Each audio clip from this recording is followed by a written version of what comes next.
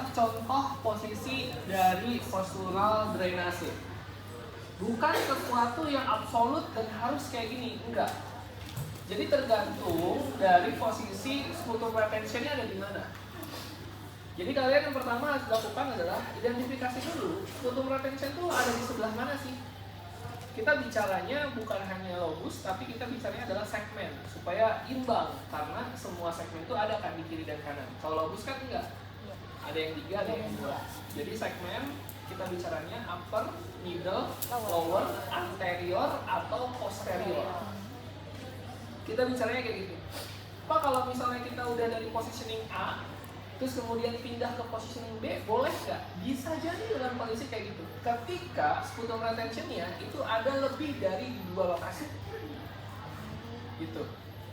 Jadi kita melihat, kita mendengar ada ronkinya banyak nih, hampir di semua lapang paru tuh ada, di semua segmen kiri dan kanan. Nah itu positioningnya bisa jadi banyak, dan modalitas yang dipakai bisa jadi banyak. Bukan cuma nambahin inhalasi, bisa juga nambahin IR misalnya. Kenapa IR bukan MOED? Kenapa IR bukan MOED? Untuk kasus respirasi, itu diawali paling common itu pakainya IR, bukan MOED. Kenapa? Untuk suhu. Karena IR meningkatkan suhu secara general, sehingga kelembabannya juga akan meningkat secara general. Jadi sangat baik untuk proses sirkulasi. Tapi kalau misalnya MOED, dia spesifik. Kalau ditaruhnya di upper crest, maka yang naik suhunya cuma area upper crest aja. Gitu. Makanya yang gede-gede kayak gitu tuh IR ya, di rumah sakit yang respirasi, itu pasti wajib punya itu.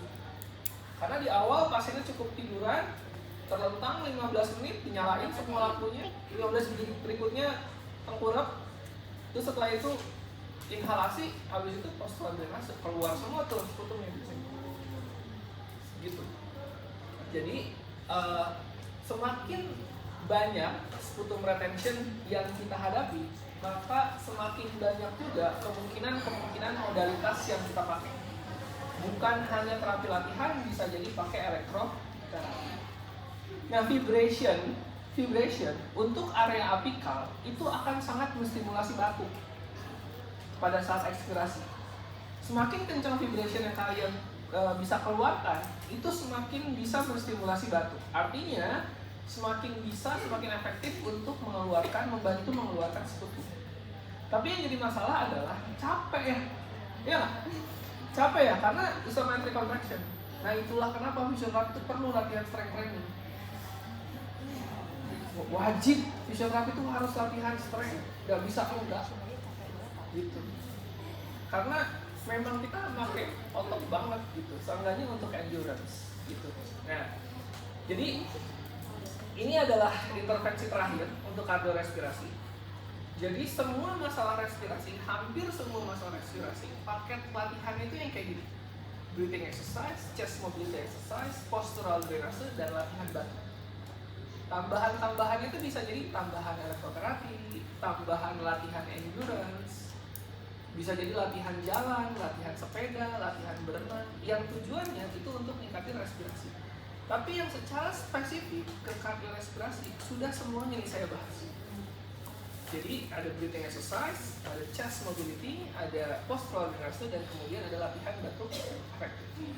Dan keempat metode ini itu bisa dipakai juga untuk gangguan kardiovaskular. Ya. Nah, jadi yang formulir yang kemarin itu kan udah ditambahkan latihan chest mobility dan breathing exercise.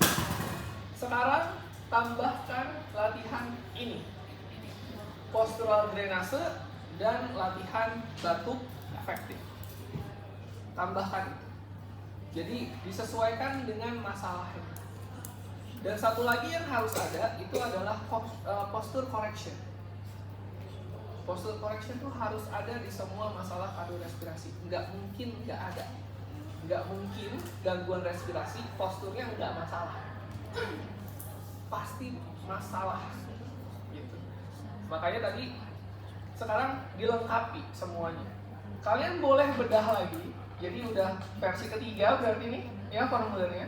Silakan kalian bedah lagi, gitu ya. Dilihat posturnya, dilihat masalahnya, terus kemudian tentukan intervensinya. Kita udah bahas semua paket latihan yang secara spesifik ada di kardiorespirasi. Silahkan pilih, lengkapi, tambahkan. Kalau misalnya dirasa perlu latihan yang lain, perlu stretching misalnya buat spasme otot bentuk pernafasan, tambahin. Perlu posture correction, masuk di sana. Jadi uraian tindakannya pun nambah. Nah, ini adalah finalnya. Hasil akhirnya itu adalah di sini. Gitu. Nanti minggu depan kita coba presentasikan. Sebelum masuk materi post operasi kardiovaskular. Oke, sampai sini ada pertanyaan? Silakan. Saya masih bingung sama sputum itu sih Pak. Kayak kan sputum itu kan dia mengandungnya kebanyakan air kan. Terus ada kandungan lain juga, ada sel-sel darah putih segala macam. Nah, yang bikin dia kental itu dari mana? Inflamasi. Semakin baru, semakin masif proses infeksi dan inflamasi, dia akan semakin pekat. Semakin.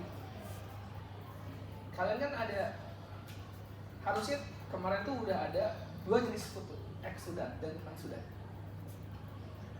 Iya kan? Udah ada ya? Eksudat dan transudat. Eksudat tuh berarti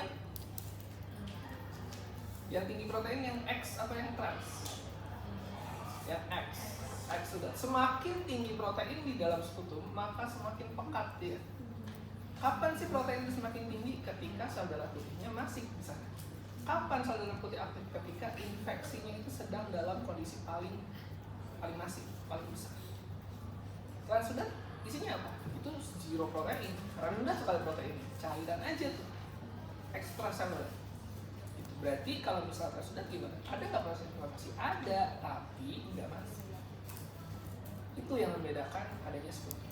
Semakin proses infeksi semakin berbahaya, misalnya bukan berbahaya ya, makin baru proses infeksinya, makin masif di awal, itu kan bisa makin pekat, dan semakin pekat itu bisa merubah warna sputumnya.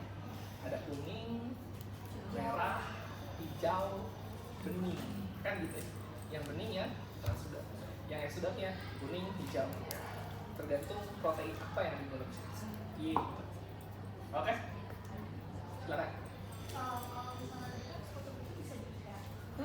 Nah, berarti kalau misalnya dia kena panas atau di uap, itu dia bisa cair. Itu gimana caranya Pak? Nah, jadi sputum itu tergantung dari kelembapan saluran pernafasan.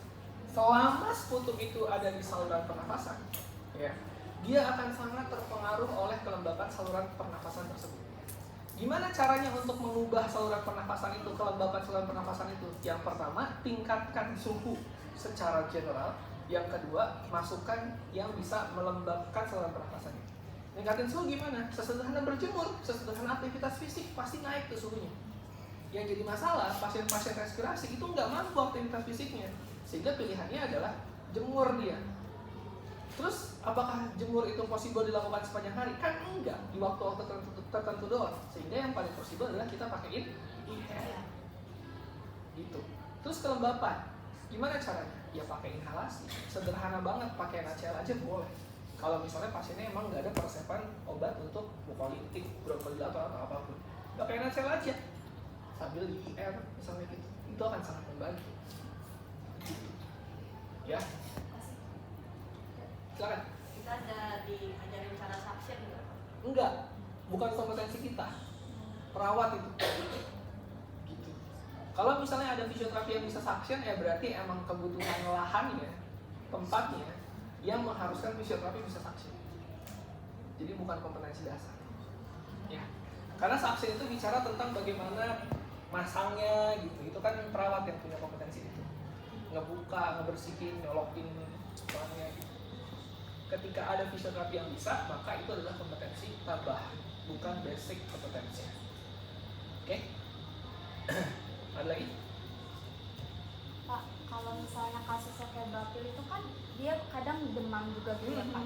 Nah, kadang kan si sputumnya itu lebih kayak kental. Nah berarti walaupun dianya demam, dalamnya itu suhunya rendah ya Pak? Iya, jadi kalau misalnya demam itu kan tolong bedakan antara demam dengan peningkatan suhu seperti kena aktivitas atau apa namanya kena jemur misalnya gitu ya, kena matahari. Demam itu adalah respon fisiologis meningkatin suhu itu karena ada radang misalnya atau infeksius gitu ya. Nah itu malah bisa jadi dia demam itu karena sekutunya lagi banyak gitu. Jadi itu dua hal yang berbeda. Makanya kalau misalnya mau pakai IR itu kan nggak boleh demam karena bisa jadi makin gak kelar-kelar demamnya. Jadi itu dua mekanisme peningkatan suhu yang sangat berbeda. Jadi nggak bisa kita justifikasi berarti adem dong dalamnya, nggak sih? Ya, nggak gitu. Oke, ada lagi? Udah ya, skip. Terima kasih banyak. Saya tutup. Assalamualaikum warahmatullahi wabarakatuh.